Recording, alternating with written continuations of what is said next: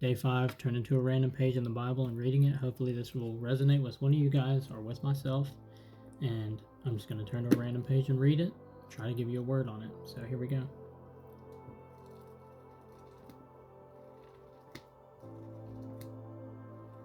Now.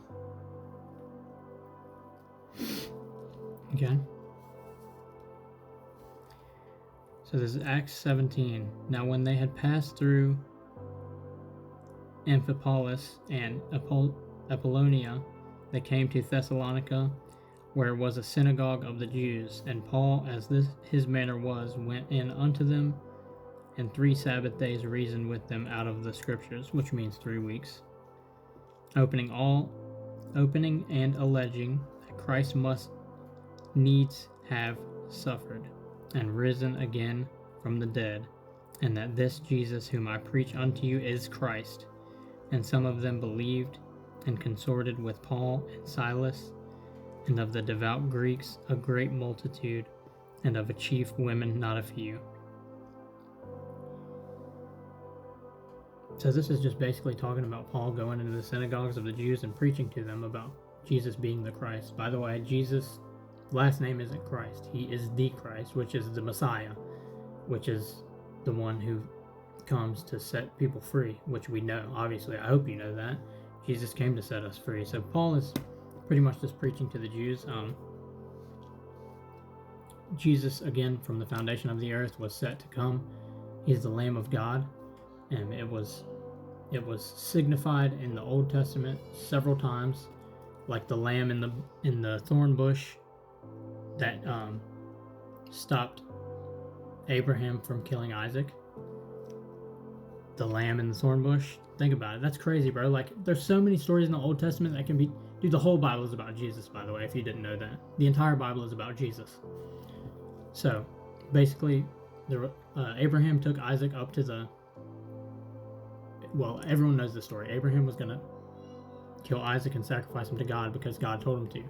And then when he was going to look for something, he found a lamb, or God told him not to, and there was a lamb in the thorn bushes waiting for him. That signifies Jesus. Think about it. Jesus Christ died in place of us, the Son. We're sons of God, children of God. And Jesus died with the thorns on his head. The Lamb of God, Jesus, the lamb in the thorn bush. Think about that. That's one. Okay, ready for this? When Adam and Eve ate the apple, said God cursed the ground with thorns. Jesus took the thorns upon his head and was sacrificed for us, killing all sins. So that takes the curse off, that God cursed the land with thorns. Just think about that, man. It's crazy. Like, that was God's plan all along, for Jesus to die in our place. So, just accept it. Accept the fact that Jesus Christ was a perfect sacrifice for us. Again, I'm going to say it, Hebrews 10:14. For by one offering, they are perfected forever those that are being sanctified. That offering was Christ. And he made you perfect and me perfect. And all we have to do is accept that. Skylar is perfected forever. Your name, perfected forever. Just take, that's a good practice. Read Hebrews 10:14 and Hebrews 10:17 and just replace there with your name. I'm perfected forever. You are perfected forever if you accept Christ. It's a beautiful thing, man. From the beginning to the end, Jesus Christ died for us. Watch this. I'm going to find the verse real quick. Hang on. Found it. All right, so this is the curse after they ate the from the tree of life. Okay. Let me see. So, and unto Adam he said, because thou hast hearkened unto the voice of thy wife, and hast eaten of the tree of which I commanded thee, saying, thou shalt not eat of it. Cursed is the ground for thy sake, in sorrow shalt thou eat of it all the days of thy life. Thorns also and thistles shall it bring forth to thee, and thou shalt eat the herb of the field. Thorns and thistles? Come on. And then Jesus took the crown of thorns upon himself. I mean, if that doesn't tell you something. From the beginning of the Bible, by the way, this is Genesis 5. I believe. I closed it. Anyways, it's Genesis. It's in Genesis. Yeah. In Genesis 3, I'm sorry. Dude, from Genesis 3, Jesus was set to die for us, man.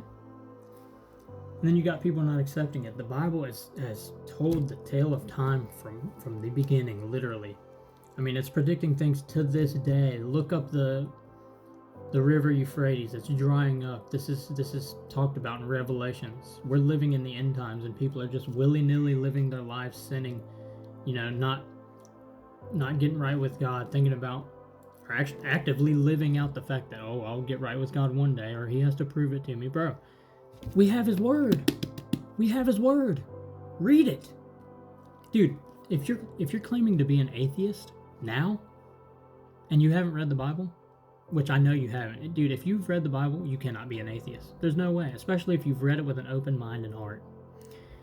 If you haven't read the Bible and claim to be an atheist, you're not an atheist. You're a moron.